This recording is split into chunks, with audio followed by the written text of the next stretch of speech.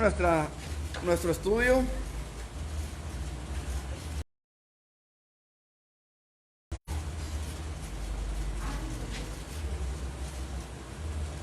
Nuestro estudio dominical.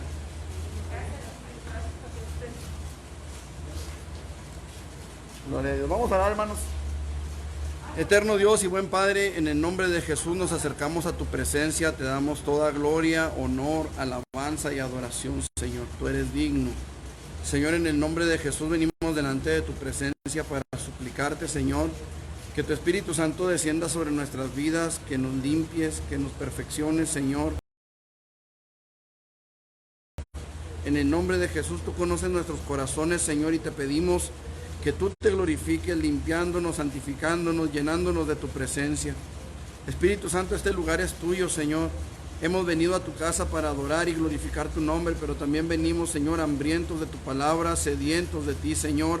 Y te suplicamos en el nombre de Jesús que tomes el lugar y hables a nuestras vidas, Señor, en el nombre de Jesús.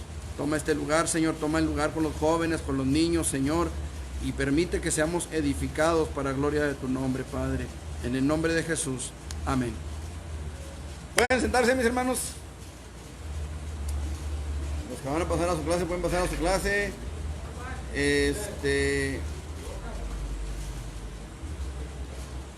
Gloria a Dios. Pues vamos a abrir nuestras Biblias, mis hermanos. Traigo el cano.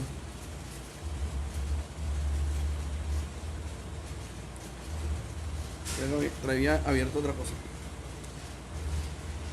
Primera de Juan, capítulo 1. Aquí nos quedamos la semana pasada.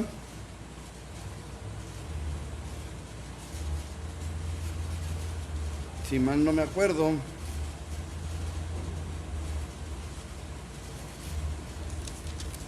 Primera de Juan 1, del 5 al 7.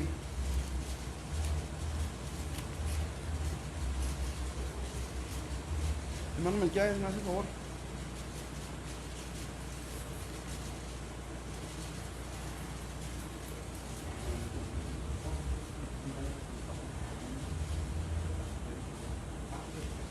Gracias, bien.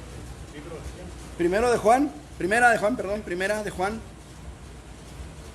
1 del 5 al 7. ¿Lo tienen? Dice la palabra del Señor: este es el mensaje que hemos oído de Él y os anunciamos. Dios es luz y no hay ninguna tinieblas en Él. Si decimos que tenemos comunión con Él y andamos en tinieblas, mentimos y no practicamos la verdad. Pero si andamos en luz como Él está en luz, tenemos comunión unos con otros, y la sangre de Jesucristo su Hijo nos limpia de todo pecado. ¿Qué es lo que nos limpia de todo pecado? La sangre de Jesucristo, ¿sí? La sangre de Jesucristo, hermanos, es capaz de lavarnos de cualquiera que sea nuestro pecado si hay un verdadero arrepentimiento. Fíjense bien cómo dice el texto, versículo 6. Si decimos que tenemos comunión con Él y andamos en tinieblas, entonces mentimos y no practicamos la verdad, ¿sí? Pero si andamos en luz, como Él está en luz, tenemos comunión unos con otros, y la sangre de su Hijo nos limpia de todo pecado. ¿Qué quiere decir esto, hermanos? ¿Por qué hacemos hincapié en esto? Miren, dijimos la semana pasada que Cristo no va a permanecer para siempre como intercesor si el hombre se aferra a vivir en su pecado. ¿Estamos? ¿Sí me hice entender? La sangre de Cristo, hermanos, nos limpia de todo pecado, de toda maldad, de toda inmundicia, siempre y cuando haya un genuino arrepentimiento y un caminar en luz, en la luz de Jesús. Mientras usted se aferre a su pecado, no. ¿Me explico?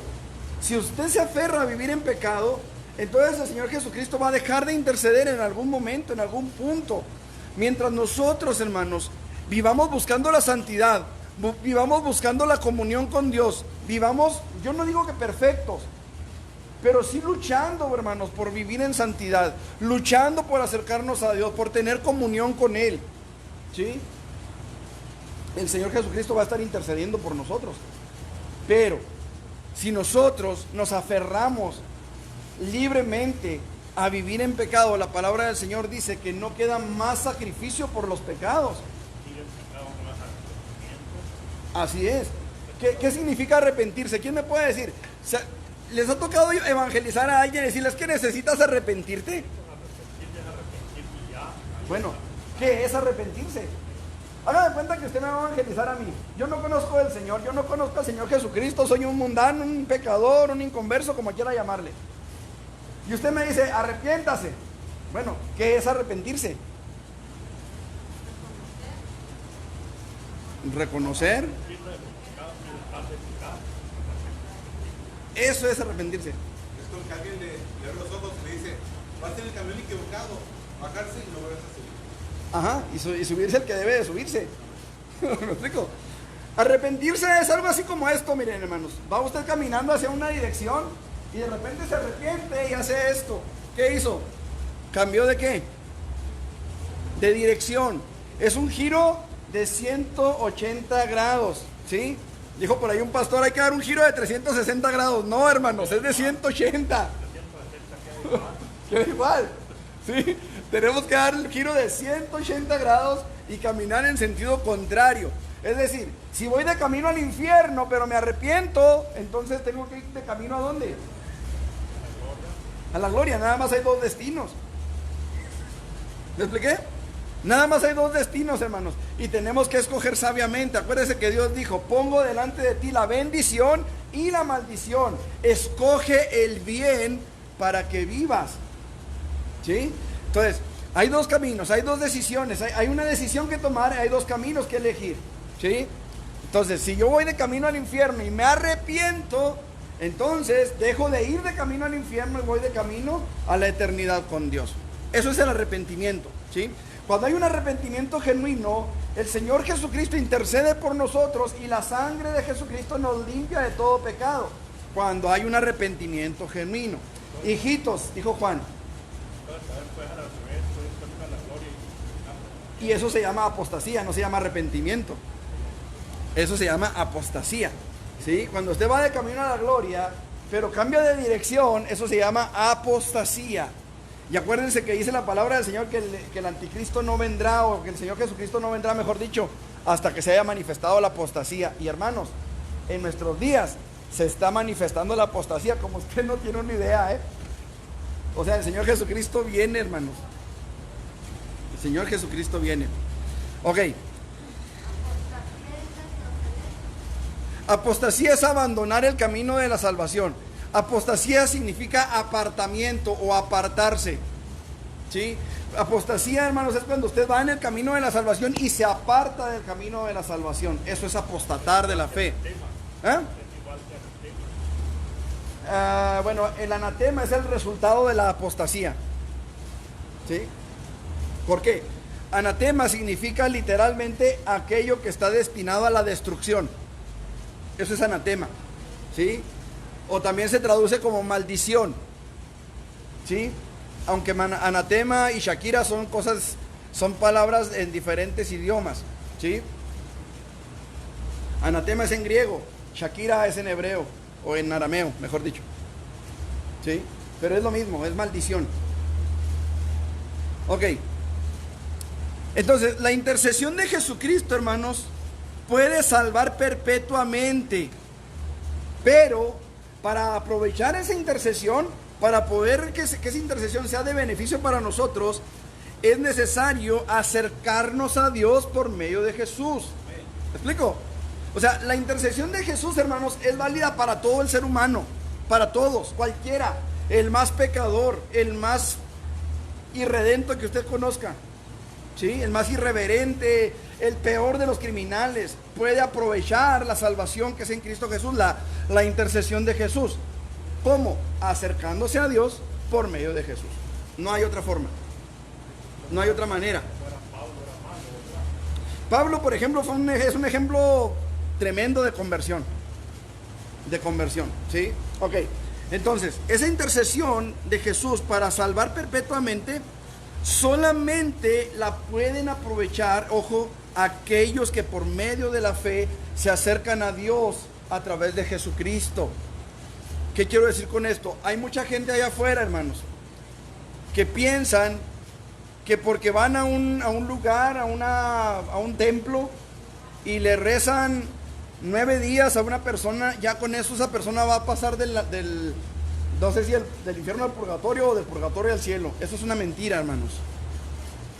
El purgatorio se inventó para sacarle dinero a la gente, nada más. ¿Sí? Usted se puede ir a la historia, y ahí en la historia usted se va a encontrar con un hombre llamado Juan Tetzel, que este hombre llegó ante el Papa León X, si mal no me acuerdo. Es que son tantos papás los que ha habido que...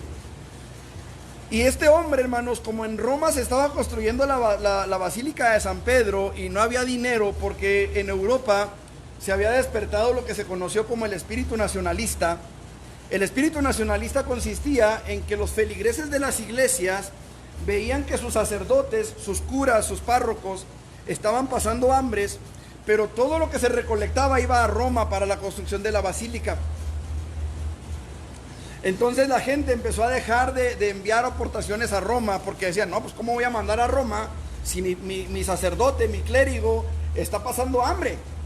Entonces yo mejor prefiero darle aquí a mi clérigo que mandar a Roma. Entonces, ¿qué pasa? Que la construcción se empezó a detener, se empezó a frenar la construcción en Roma. Entonces este hombre, Juan Tetzel, se acerca al Papa de aquellos entonces, repito, creo que era León X, no me acuerdo exactamente. Pero le propone esto, le propone la creación del dogma del purgatorio.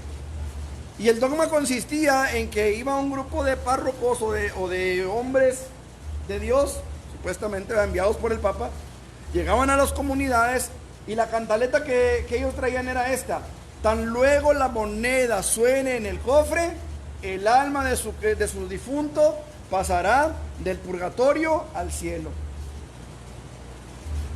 O sea, se supone que una persona que era buena, que cumplía con la ley de la iglesia, no iba al infierno, iba al purgatorio, donde sus pecados eran purgados, o sea, era limpio de sus pecados. ¿Eh?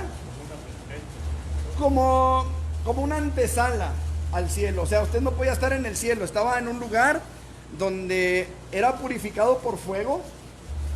O sea, había dolor, pero no se asemejaba al dolor del infierno. El infierno era peor. Después al infierno iban, según esta doctrina, las almas de los pecadores, de los que eran bien pecadorzotes, que no se bautizó, que no le besaba la mano al Papa, bueno, todos los rituales que ellos hacían, como usted no los hizo, pues se va al infierno, ¿sí? Como usted era un hereje, se va al infierno. Pero cuando usted era un muy buen cristiano, ¿va? De aquellos tiempos, ¿va? Usted se iba al purgatorio, no se iba al cielo, pero tampoco se iba al infierno, se iba al purgatorio, donde sus pecados eran purgados a través del fuego, ¿sí? Pero tan luego la moneda cayera en el cofre, entonces su alma salía del purgatorio y entraba directamente al cielo, ¿sí? Esa era la idea. Entonces, eso es una mentira, hermano. Eso es una falacia inventada para sacarle dinero a la gente. La iglesia se hizo millonaria, hermanos, vendiendo indulgencias y vendiendo las salidas del purgatorio. ¿Qué era una indulgencia? Bueno, como yo tengo mucha lana, tengo muchos ganados, tengo muchas tierras, tengo propiedades, voy directamente a Roma, ¿sí? O a mi cardenal, a mi arzobispo, a mi obispo, voy directamente y le digo, oye, yo necesito una indulgencia papal. Entonces este hombre, ¿va? Ya le ponía precio a la indulgencia. Usted entregaba sus tierras, su ganado, lo que tuviera, y desde Roma le llegaba un papel firmado por el Papa donde constaba que usted tenía acceso directo a la gloria sin pasar por el purgatorio, porque tenía una indulgencia papal. Pues los papas, pues ¿quién? Yo no fui, yo sí se lo garantizo. No lo estoy inventando y lo digo que no lo estoy inventando porque está en la historia. O sea, usted puede ir a la historia Y se va a dar cuenta, hermanos, de que de esto no me lo estoy sacando de aquí de la manga, no me cabría aquí en la manga una mentira de ese tamaño, hermanos. No, o sea, esto fue algo bien tremendo, ¿verdad? Por eso se llama la época oscura, la edad oscura, porque había una oscuridad total en cuanto a doctrina, hermanos, una oscuridad total en cuanto a conocimiento bíblico. Usted no podía aprenderse el Padre Nuestro en su propio idioma porque lo quemaban en la hoguera. Así era el asunto, hermanos. En Alemania quemaron a mucha gente, hermanos. Incluso, perdón, por eso las misas eran en latín y de espaldas a la gente. O sea, era una oscuridad tremenda la que... ¿A usted le tocaron las misas en latín? ¿A usted le tocaron en latín las misas? ¿O ya no? Pero los sacerdotes, ¿le tocó a usted escucharlos en latín? ¿Sí? A mí ya no, pero sí supe que se daban las misas en latín. De hecho, el idioma latín, hermanos, surgió como un idioma secreto entre sacerdotes. O sea, realmente el latín, que de ahí se derivan muchas palabras de las que usamos ahora, pero realmente el latín como lengua no existía, se inventó en Roma. En Roma el idioma que se hablaba era el italiano, ¿sí? Del italiano salió el latín, y ya del latín, pues ya. ¿Sí me explico? Bueno, el asunto es este, hermanos. Era una época de oscuridad en la que se enseñaba que se podía ser salvo solamente a través de la Santa Madre Iglesia Católica Apostólica Romana, ¿sí? Lo cual pues es una mentira. Repito, solamente los que se acercan por medio de Jesús al Padre pueden aprovechar la intercesión para el oportuno socorro, para salvar perpetuamente, solamente a través de Jesús. Pero vamos a la Biblia para que no digan, es que el pastor dijo, no, vamos a la Biblia. Hebreos capítulo 10, versículo 21 y 31, o 21 al 31 más bien. Hebreos 10, 21 al 31.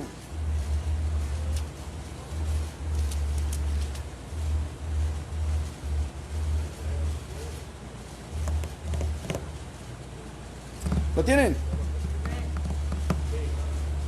Y teniendo un gran sacerdote sobre la casa de Dios, acerquémonos con corazón sincero en plena certidumbre de fe, purificados los corazones de mala conciencia y lavados los cuerpos con agua pura. Mantengamos firme sin fluctuar la profesión de nuestra esperanza, porque fiel es el que prometió. Y considerémonos unos a otros para estimularnos al amor y a las buenas obras, no dejando de congregarnos como algunos tienen por costumbre, sino exhortándonos, y tanto más cuanto veis que aquel día se acerca. Porque si pecaremos voluntariamente, después de haber recibido el conocimiento de la verdad, ya no queda más sacrificio por los pecados, sino una horrenda expectación de juicio y de hervor de fuego que ha de devorar a los adversarios.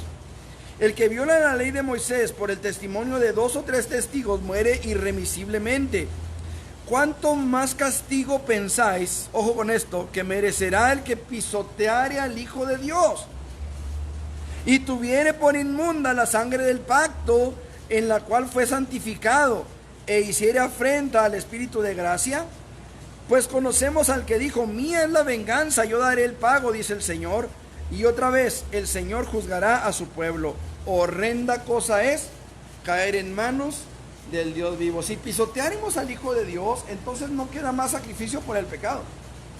Si pisoteáremos la sangre del pacto, no queda más sacrificio por el pecado. Estamos. La única forma de aprovechar la intercesión para salvar perpetuamente de Jesucristo es acercarnos a Él, al Padre, a través de Jesucristo, porque es la única sangre que Dios acepta como sacrificio por nuestros pecados. No hay otra. ¿De qué? ¿Sí? Ok. Puesto que Cristo es el único mediador e intercesor en el cielo, también esto lo vimos la semana pasada, tratar a los ángeles o a los muertos como mediadores y elevar nuestras oraciones al Padre por medio de ellos es totalmente inútil y es antibíblico, hermanos. Eso es idolatría. Idolatría, hermanos. Y aquí tenemos que tener cuidado también en otra cosa que no la tengo aquí en el manual, pero que a lo mejor lo agrego. Tenemos que tener cuidado también con la antropolatría. ¿Sí saben lo que es eso? ¿Con qué se come, pastor? Lo que se la pasan en el antro. ¿Qué es la antropolatría, hermanos? ¿Les ha tocado ver videos o les ha tocado ver gente en las iglesias? Ah, no, es que yo quiero que ore el hermano por mí porque el hermano Dios lo usa. Permítame, hermano, yo oro por usted. No, usted no, hermano. Yo quiero que ore el pastor. O yo quiero que ore el apóstol. O yo quiero que ore el profeta. O yo quiero que ore, no sé, X, hermano. ¿Por qué? Porque Dios lo usa en sanidad. Les comento esta historia, hermanos. Nos la contó una maestra que tuve en la escuela bíblica. O sea, era una pastora, esposa de un pastor. No sé cuántos recuerdan, hace algunos años, bastantes años, vino un hermano a predicar que se llamaba, ya falleció el hermano, se llamaba Gille Ávila. Vino aquí a Chihuahua a predicar hace muchos años. Nos tocó estar tocando en su campaña. Bueno, había una hermana y esta hermana, no digo el nombre, pero a lo mejor tú la conociste. Ella era pastora al norte de la ciudad, o es pastora al norte de la ciudad. Su marido ya murió hace algunos años también. El asunto es la hermana andaba bien enferma, hermanos, pero enferma. Entonces, estuvieron orando por ella y la hermana no sanaba, y no sanaba, y no sanaba. Sino que de repente le pasaron su caso al hermano Gille Ávila. Y el hermano Gille Ávila iba a comenzar apenas su campaña, o sea, no había empezado la campaña todavía. Duró creo que una semana. Y la pasan con el hermano, allá donde estaba el hermano orando aparte, y el hermano oró por la hermana y Dios no la sanó. El siguiente día, hermanos, el hermano oró por la hermana y la hermana no sanó. Y así, hermanos, toda la semana que duró la campaña. El último día, hermanos, pasan a la hermana otra vez a orar con el hermano. Y el hermano no oró por ella. No oró por ella. Sino que el hermano le dijo, hermana, Dios me dijo, ¿por qué no la ha sanado? Y no la ha sanado, dijo, porque usted puso su fe en mí y no en él. Tremendo, hermano. Y era una pastora.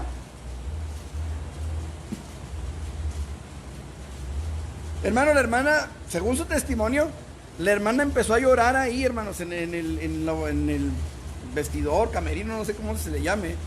Ahí empezó a llorar la hermana, hermanos. Al final, hermanos, el Señor la sanó en esa campaña. Dios la sanó. Pero la hermana tuvo que arrepentirse de eso, hermanos, porque puso su fe en Gille Ávila en lugar de poner su fe en el Señor Jesucristo. Hermanos, nosotros tenemos un solo mediador, tenemos un solo Dios y un solo intercesor entre ese Dios y nosotros. Y tenemos que entenderlo bien claro, hermanos. ¿Es pecado que el pastor ore por sus necesidades? No. ¿Es pecado que usted ore por las necesidades de otro? No. Lo que es pecado, hermanos, es que pongamos nuestra confianza, nuestra esperanza, nuestra fe en el hermano. ¿Me expliqué? ¿Perdón? Por ejemplo, o en Alá, o en Mahoma, o en... Hay quienes dicen, es que Alá y Jehová son el mismo Dios. No, hermanos, no es el mismo Dios. El hecho de que Alá y Jehová, hermanos, estén, primero, con un nombre diferente. Segundo, hermanos, se los pongo de esta manera. Ismael e Isaac eran hijos del mismo papá, ¿sí o no? Sí, eran hijos de Abraham, ¿sí? Pero eso no los hace adoradores del mismo Dios. Hermanos, Jehová envió a Jesús a la tierra, ¿a qué? ¿A salvar y qué? A salvar y rescatar lo que se había perdido. ¿Cómo? A través de su muerte, ¿sí? Alá envía a todos los islámicos, a todos los que creen en él, a matar, a asesinar a los que no creen en él. ¿Es el mismo Dios? O sea, no es lo mismo Jehová que manda a su Hijo a morir por nosotros, a dar su vida por nosotros, que nos ordena a amar a nuestro prójimo, aunque crean en otra cosa. No es el mismo Dios que aquel que manda a todos sus seguidores a asesinar al que no se convierta a su fe. ¿Qué dice Jesucristo? El diablo, Satanás, ¿es qué? Desde el principio. ¿Y qué más? ¿Y qué más? Homicida. ¿Eh? Ahora, eso es bien importante que lo entendamos, hermanos, ¿sí? Hay que poner nuestra fe, nuestra confianza solamente en Jesucristo. En Colosenses 1, 17 al 19 leímos la semana pasada. Y Él es antes que todas las cosas, y todas las cosas en Él subsisten, ¿sí? Y Él es cabeza del cuerpo, que es la iglesia. Estamos hablando de Jesucristo, hermanos, el que es el principio, el primogénito de los muertos, para que en todo tenga preeminencia, por cuanto agradó al Padre que en Él habitase toda la plenitud. No tenemos por qué, hermanos, no tenemos por qué buscar otro intercesor, otro intermediario. Está bien que usted vaya con el hermano y le diga: hermano, ore por mí. Dice la palabra que oremos unos por otros, ¿sí o no? Pero también dice que nuestra confianza tiene que estar ¿en quién? ¿En el que ora? En Dios. ¿Estamos? Así es.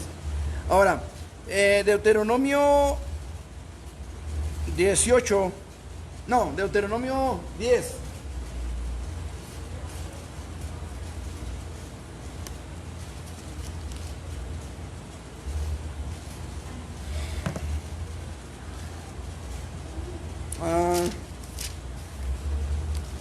No, así es 18, Deuteronomio 18, perdón, hermano. Del 10 al 14.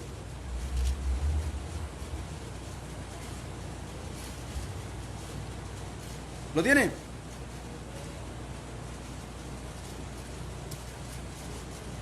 Deuteronomio 18. Vamos a leer desde el 9. 18, 9. ¿Lo tienen? No, dice: cuando entres a la tierra que Jehová tu Dios te da, no aprenderás a hacer según las abominaciones de aquellas naciones. No sea hallado en ti quien haga pasar a su hijo o a su hija por el fuego. Ya explicamos esto, ¿sí? Era un sacrificio que se hacía, hermanos, en el cual se ponía a un bebé en los brazos de una estatua de un mono que se llamaba Moloc, y en la parte de abajo tenía una especie de caldero donde se ponía leña, ¿sí? Se prendía la leña, se hacía el fuego, el bebé se ponía en los brazos de aquella imagen de bronce, y el bronce, al estar bajo el fuego, sobre el fuego, se calentaba y los brazos bajaban por el peso del bebé y por el peso del mismo bronce. Entonces, cuando el bebé caía en el fuego, era señal de que aquella imagen, de que aquel Dios había aceptado el sacrificio, ¿sí? A eso se refiere cuando dice: no hagas pasar a tus hijos por fuego, ¿sí? Ok, dice, versículo que me quedé, 10. Ni quien practique adivinación. O sea, eso de andar con que la ouija, y que me leyeron el café, y que me leyeron la mano, y que me leyeron los caracoles, y que me leyeron los huesos, y que me leyeron del Juan Tenorio, qué sé yo. Ese es el problema. Mucha gente acude a ellos, se quedan con secuelas porque Satanás es tremendo. Así es. Es maligno. Entonces, la gente va a consultar a un hechicero, a un adivino, a un encantador que sea, que para buscar la solución, que aparentemente me encuentra, pero con engaño, con sutileza, para atrapar esa alma y a la otra, para que no sean libres, para esclavizarlas a las otras. Así es. A eso se refiere la Biblia cuando habla de milagros engañosos. Así es. Fíjense bien, a eso se refiere la Biblia cuando habla de milagros engañosos, hermanos. Por esto, miren, ustedes van a ver en televisión, en internet, qué sé yo, gente, hermanos, que llega a un lugar donde ni siquiera se predica la palabra y de repente son sanados. Nos tocó ver en internet, hermano. Bueno, me tocó a mí ver en internet. No sé si mi esposa lo habrá visto o se acordará haberlo visto. Están dos sujetos arriba de un altar, o de una plataforma, un escenario, ¿sí? Maldonado y otra persona, un supuesto apóstol, Maldonado. Y ellos están platicando, hermano, hasta contando chistes acá en el altar. Y atrás de ellos está una persona enferma. De repente la persona que está enferma se cae al piso y empieza a convulsionarse y estos dos ni cuenta se dan. Estos están platicando acá entre ellos dos, hermanos. Y de repente la mujer se levanta testificando que fue sanada. Eso está tremendo, ¿no es cierto? La pregunta es, ¿fue sanada o no? ¿Saben qué, hermano? Yo digo que sí. Yo digo que sí, hermano. Pero ¿sabe quién se llevó la gloria y la honra en ese milagro? El apóstol. Entonces, ese es un milagro engañoso, hermanos. ¿Me explico? ¿Por qué? El milagro es real, la sanidad es real, pero la gloria no es para el Señor. La gloria y esa alma quedan cautivas en manos del apóstol. Antropolatría, hermanos. ¿Me hice entender? ¿Sí? Antropolatría, adoración al hombre. Este mismo sujeto, Maldonado, escribe un libro, hermanos. Y en ese libro él relata la resurrección de Eutico. ¿Sí? La resurrección de Eutico. Eutico era un joven que estaba escuchando al apóstol Pablo, que también predicaba bien cortito igual que yo. Y este hermano, Eutico, hermano, se queda dormido en un tercer piso mientras Pablo predicaba. Así como dos que tres, que no quiero decir quiénes son. Se queda dormido, hermanos, y se cae del tercer piso. Bueno, aparte no están aquí, va, pero eso no digo quiénes son. Porque no están aquí. Y se cae del tercer piso, hermanos, y baja Pablo y ora por él, y Eutico resucita, hermanos. Entonces, estando este hombre ahí, Maldonado, llega otra persona que venía, no sé si de Cuba o de dónde venía, de Sudamérica, y llega directamente con él, y le dan el micrófono, ¿verdad? Porque traía un testimonio. Y este hombre le decía, apóstol, fíjese, apóstol, que allá de donde yo, no me acuerdo dónde iba, por eso no les digo de dónde, porque para no echarles mentira. Dice, fíjese que allá yo soy pastor de una iglesia en tal parte, le decía él. Y tuvimos un caso, apóstol, como el que usted relata en su libro. Ojo, en su libro del apóstol, no en la Biblia. Como el que usted relata en su libro, apóstol. Y oramos así como usted dice en su libro, apóstol. Y fíjese, apóstol, que resucitó la persona. Se nos murió, apóstol. Pero dijo como 10 o 20 veces apóstol, hermano. ¿Y sabe qué le dijo el apóstol? ¿Sabe qué le decía? Le decía, dime más, dime. ¿Quién estaba recibiendo la gloria? ¿Quién estaba siendo adorado ahí, hermanos? ¿Quién estaba quedándose con esa gloria? ¿Quién? Antropolatría. Eso se llama antropolatría, hermanos.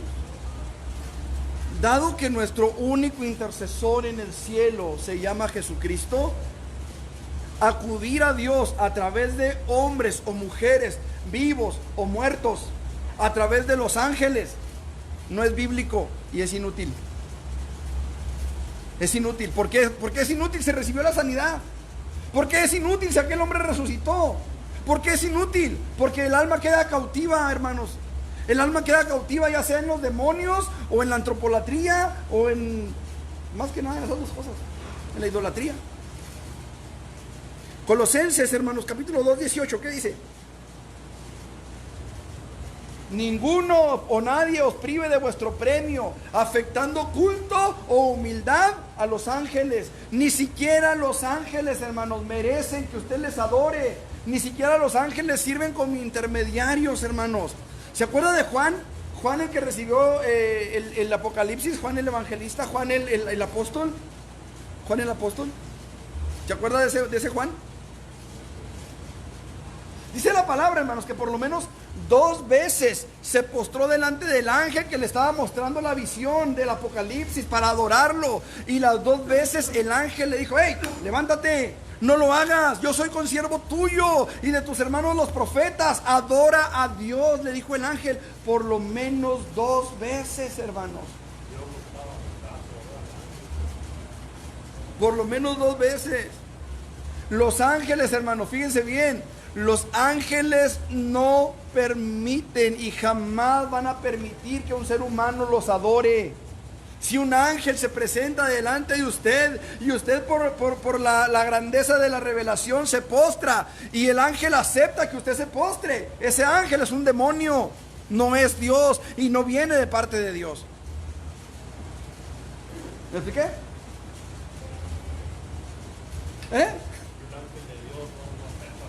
Jamás un ángel de Dios va a recibir su adoración. Jamás. Jamás un ángel de Dios va a aceptar que usted se postre delante de él. Jamás. Jamás, hermano. ¿Me explico? Cuando la palabra del Señor nos habla del ángel de Jehová que aceptó la adoración de Gedeón, por ejemplo, el ángel de Jehová, hermanos, era Jesús. Jesús sí acepta adoración, los ángeles no. Cuando Jesús se presenta ante los discípulos, que estaba Tomás ahí, Jesús le dice: mira, Tomás, mete tu dedo aquí, pon tu mano acá y date cuenta que yo mismo soy. ¿Qué dijo Tomás? Señor mío y Dios mío. Jesús no lo reprendió. Jesús aceptó la adoración de Tomás. Porque me viste, pero no le dijo: oye, párate, no me adores. No le dijo eso. Le dijo: Tomás, porque me viste, creíste. Bienaventurados los que no vieron y creyeron. ¿Me explico? Ahí la reprensión no fue por adorar a Jesús, fue por no creer en Jesús. ¿Me estoy haciendo entender, hermanos? ¿Quién es este? Dijeron los discípulos, que aún el mar y el viento, o el viento y el mar, le obedecen. Hermanos, qué tremendo está esto, ¿no les parece? Qué importante es, hermanos. Por eso les decía la semana pasada que íbamos a tener que volver a ver esto un poquito más a fondo.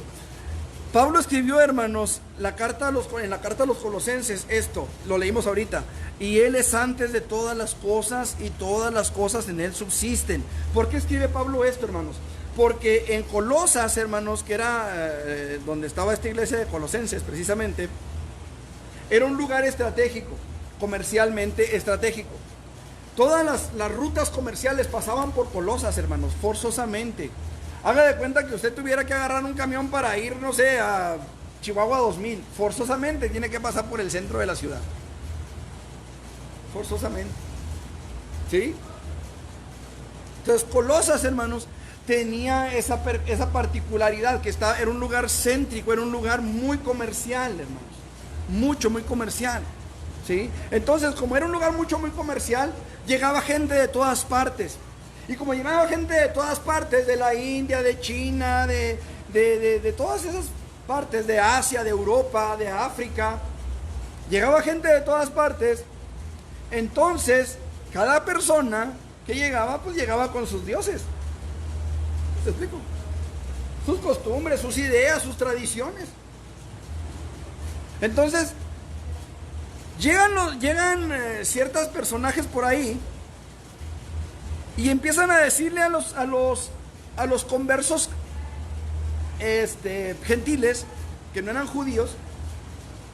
Llegan ciertos judíos y empiezan a enseñarles: oigan, no, pues qué bueno que aceptaron a Jesucristo, ¿verdad?, para ser salvos, pero necesitan suscribirse a toda la ley de Moisés.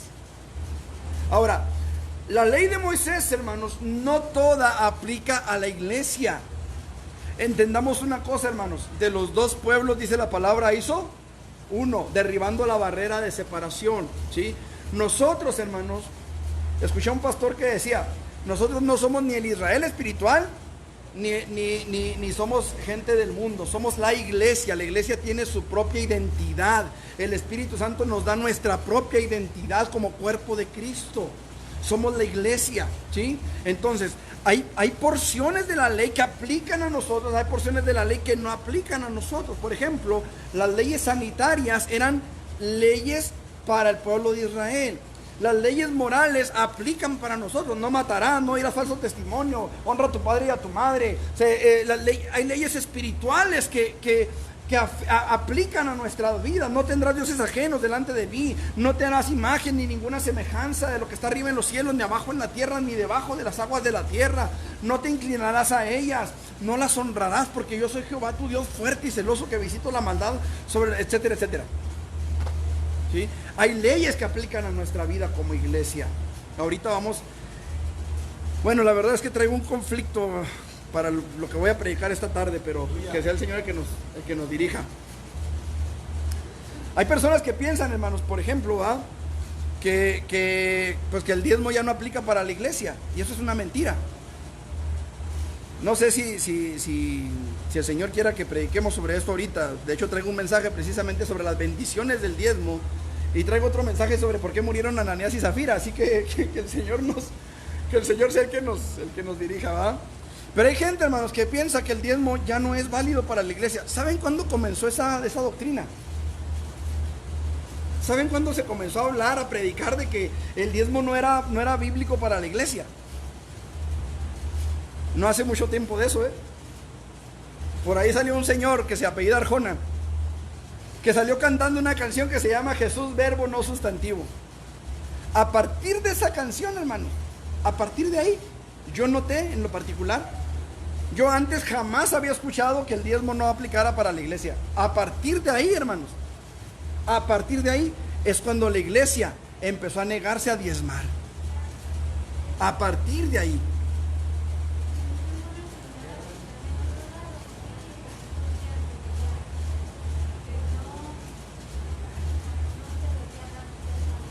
¿Qué ole? Entonces, fíjense bien, yo le preguntaría a esa persona, ¿en qué parte de la Biblia se dice ya no diezmen?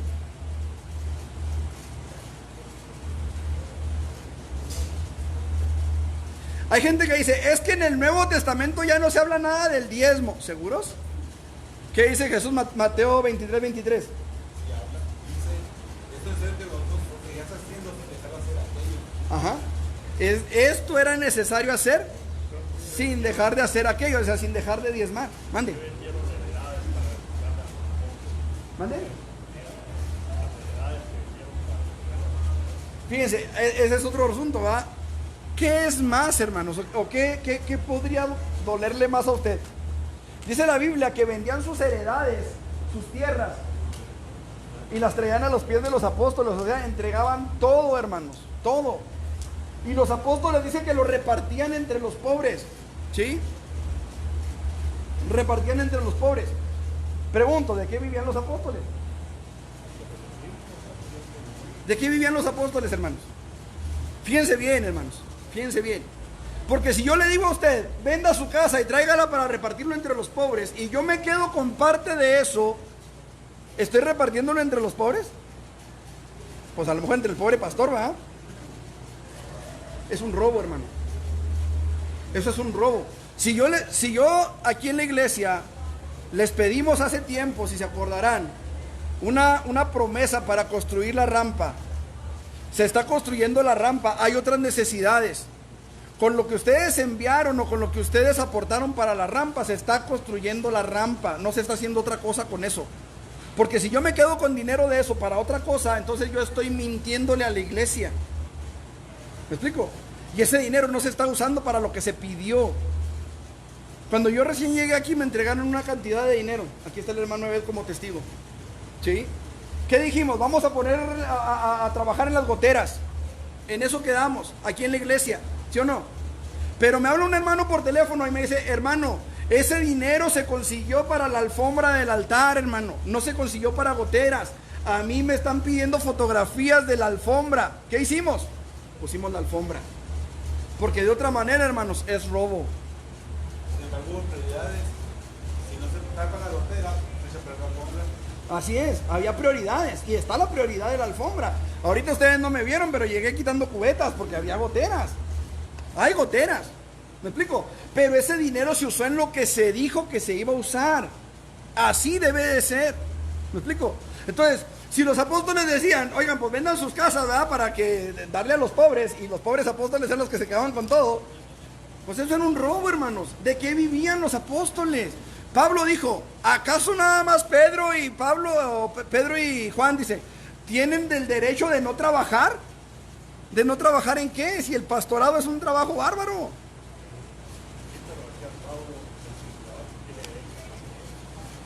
Y el que no trabaje, que no coma. ¿Me explico? Miren, Se los pongo de esta manera y espero que no se me ofendan ni ustedes ni allá en internet. Fíjense bien. Si un psicólogo, hermanos, un psicólogo que trabaja 1 hora para atenderle a usted, ¿qué hace el psicólogo? ¿Lo escucha? ¿Sí? ¿Le da consejería el psicólogo? 1 hora. ¿Sí? Si usted viene con el pastor a consejería, el pastor lo atiende, le da consejo, lo escucha, ok. El psicólogo le va a cobrar porque el psicólogo está trabajando, ese es su trabajo, ¿sí o no? Ah, pero como el pastor no trabaja, el pastor no merece que le dé mi diezmo. ¿Me estoy explicando? O sea, el psicólogo sí cobra porque es su trabajo escucharle y aconsejarle. Pero el pastor, como no trabaja, aunque me escuche y me dé su consejo, no merece que yo le dé mi diezmo. ¿Me expliqué? Un maestro, hermanos, de escuela. Un maestro de escuela tiene que estudiar su materia. Tiene que preparar sus materiales. ¿Sí o no? Tiene que empaparse del tema que va a dar para poder enseñar a la gente, a sus alumnos. Un pastor, hermanos, tiene que estudiar. Tiene que buscar materiales. Tiene que empaparse del tema. Tiene que conocer lo que va a enseñar. El maestro cobra por dar una clase, pero como el pastor no trabaja, no merece el diezmo. ¿Sí me estoy haciendo entender, hermanos? ¿Sí o no? Usted dígame, o sea, yo por mi queda, pues yo, gracias a Dios yo trabajo. No dependo al 100% del diezmo.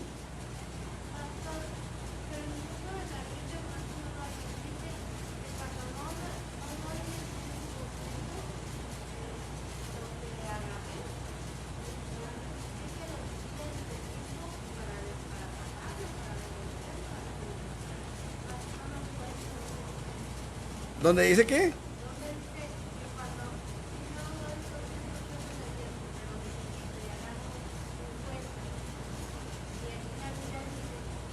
Ah, que tiene que pagar la quinta parte. Sí, dice eso la Biblia también. Bueno, el asunto es este, miren. Volviendo al punto, ya hablamos del psicólogo, ya hablamos del maestro. ¿Qué tal un gerente de una empresa, hermanos? ¿Qué hace un gerente en una empresa? Administra, ve que todo funcione con normalidad, que todo trabaje, que todo esté en orden, que todo esté al corriente, que los recibos se paguen, que no sé, que el equipo funcione como debe funcionar. Es trabajo del gerente, ¿sí o no? Y por eso cobra el gerente, ¿sí o no? Ah, pero como el pastor no trabaja, aunque el pastor se tenga que venir a las 10 de la noche que empezó a llover a poner las cubetas, aunque el pastor tenga que estar al tanto de que el equipo funcione, de que todo se haga en orden, de que haya todo en orden en la iglesia para los cultos, como el pastor no trabaja, pues no merece el diezmo.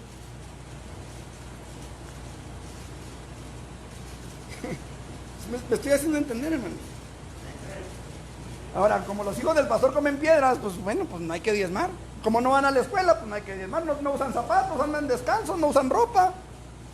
Andan vestidos con hojas de laurel, de higuera.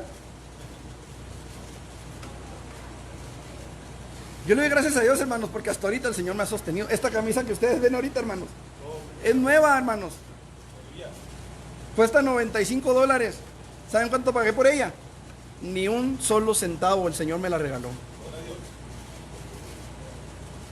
El Señor me la regaló, hermanos. Ayer estuvimos en una reunión de pastores, por ahí compartí un video, quise compartir las 2 conferencias que nos dieron, hermanos, estaban excelentes, pero se me terminó la pila del teléfono, hermanos. Se me acabó la pila del teléfono, entonces no me di cuenta hasta ya bien tarde, pero bueno. El asunto es este, hermanos. El asunto es este. Volviendo al punto. Empezaron a meter ideas a la gente. Ustedes necesitan guardar toda la ley de Moisés, porque si no, no van a ser salvos. Está bien que crean en Cristo, pero necesitan agregarle esto. Está bien que su fe esté puesta en Jesús, pero necesitan esto más. Hermanos, eso es falso. Nuestro único intercesor se llama Cristo Jesús.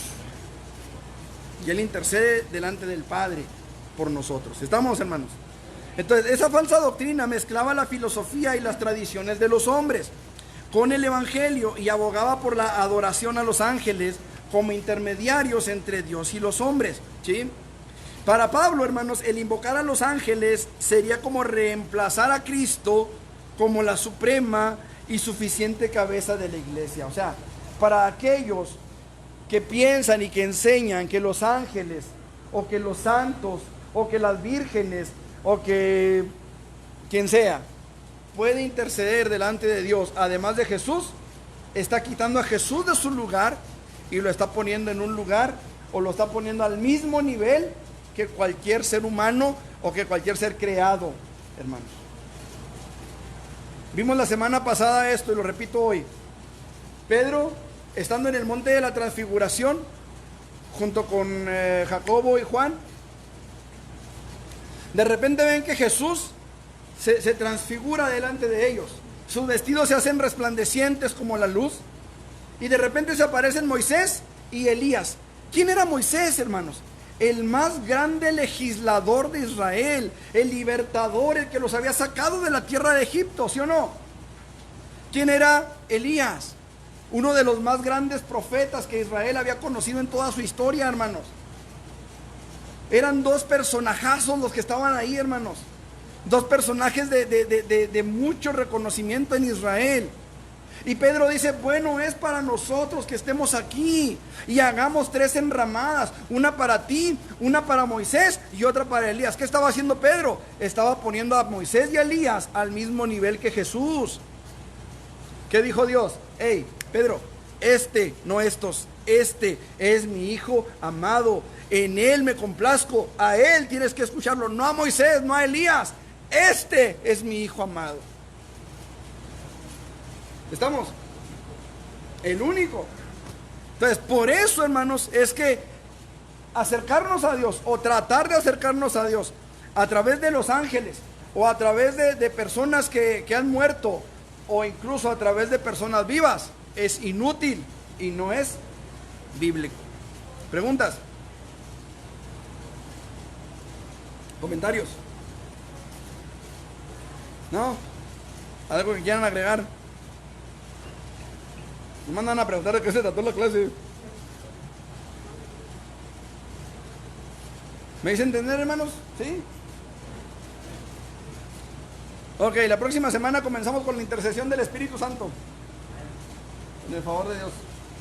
Dios me los bendiga, hermanos. Vamos a prepararnos para nuestro culto. A los que están en internet, no se desconecten. Ahorita volvemos a transmitir, con el favor de Dios, nuestro culto dominical. Dios me los bendiga, Dios me los guarde. Y nuevamente, hermanos, si usted no tiene dónde congregarse, pues véngase al templo. Véngase con los santos del Señor, véngase a gozar, véngase a la presencia del Señor. Amén. Dios me los bendiga, hermanos.